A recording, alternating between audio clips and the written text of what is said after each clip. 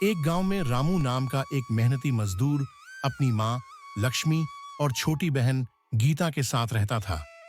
रामू के पिता की मृत्यु के बाद घर की सारी जिम्मेदारी रामू पर आ गई थी। अपने बचपन से ही रामू ने परिवार के भरण पोषण के लिए दिन रात मेहनत की। उसने गीता को पढ़ाया लिखाया और उसकी शादी अच्छे घर में करा दी। बेटा, अब मेरा अकेले घर में मन नहीं लगता। तू मजदूरी पर चला जाता है और मैं सारा दिन अकेली रहती हूँ। मेरा शरीर भी अब जवाब देने लगा है। इसलिए बेटा, मेरी बात मान और अपना घर बसा ले। बहू के आने से यह घर फिर से हरा भरा हो जाएगा और पोते पोतियों की हंसी खुशी से मैं जी उठूंगी।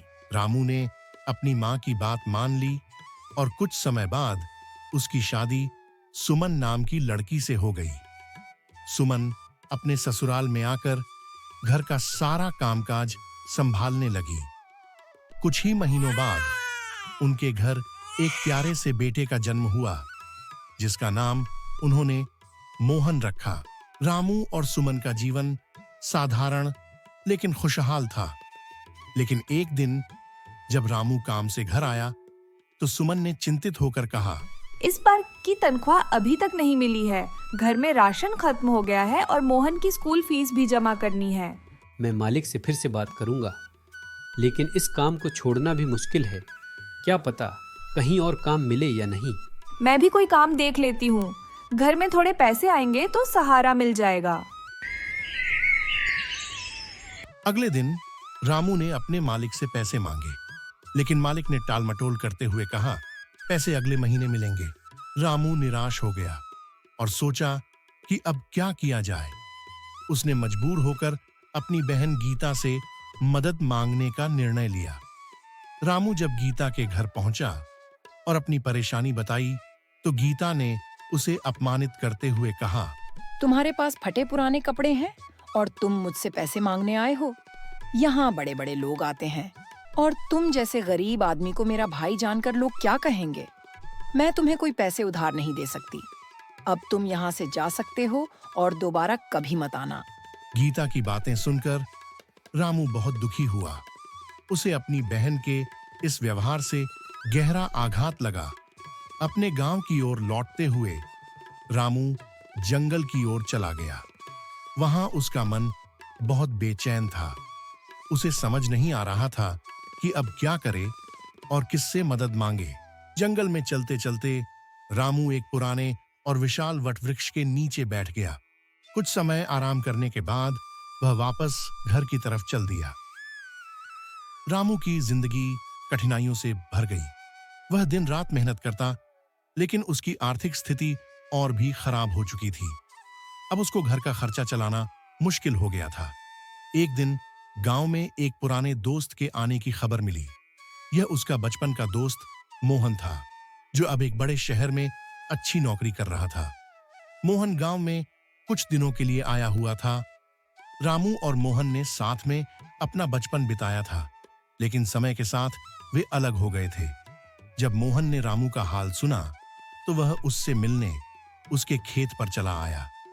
रामू अपने खेत में काम कर रहा था जब उसने मोहन को अपनी ओर आते देखा।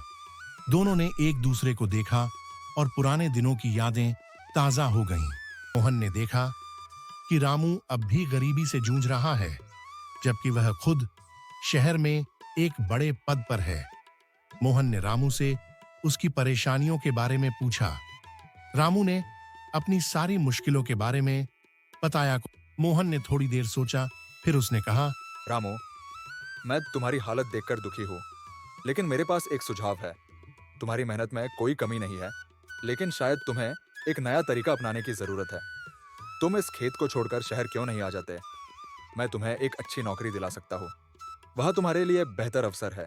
रामू कुछ देर चुप रहा, फिर उसने कहा, मोहन, मैं जानता हूँ कि शहर में अवसर ज्यादा हैं, लेकिन मैं अपनी जड़ों को छोड़ नहीं सकता। यह खेत मेरे पिता का है और मैं इसे कभी नहीं छोड़ सकता। मुझे यहाँ की मिट्टी से प्यार है।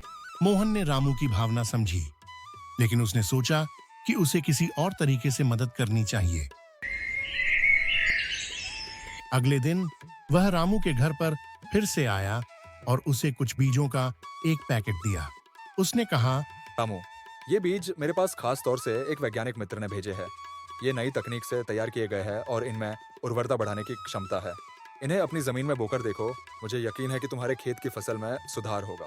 रामू ने मोहन का धन्यवाद किया और बीजों को अपनी जमीन में बो दिया। कुछ ही हफ्तों में उसकी फसल में एक चमत्कारी बदलाव आया। खेत पहले से कहीं ज्यादा हरा भरा हो गया और फसल भी बेहतरीन हुई।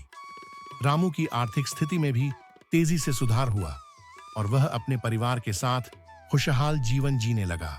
मोहन ने देखा कि रामू की मेहनत और उसकी सलाह ने मिलकर उसे सफलता दिलाई है। उसने रामू से कहा, देखो रामू, तुमने अपनी जड़ों को नहीं छोड़ा और मेहनत से जुड़े रहे। मैंने सिर्फ तुम्हें एक नई दिशा दिखाई। असली मेहनत तो तुम्हारी थी और वही तुम्हें इस मुकाम तक लाई है। रामू ने मुस्कुराते हुए कहा, सच्चे दोस्त वही होते हैं जो हमें हमारी राह दिखाते हैं। तुम्हारी मदद के बिना यह मुमकिन नहीं होता। इस तरह रामू की जिंदगी में नया मोड़ आया और उसने अपने दोस्त की मदद से अपने खेत को फिर से हरा भरा बना लिया। उसने यह सीखा कि सच्चे दोस्त और मेहनत से जीवन में हर मुश्किल को पार किया जा सकता है। अगर अभी तक आपने हमारा चैनल सब्सक्राइब नहीं किया है तो प्लीज लाइक और सब्सक्राइब कर लीजिए और बेल आइकन को दबा लीजिए, जिससे कि आपको नए नए वीडियो का नोटिफिकेशन मिलता रहे।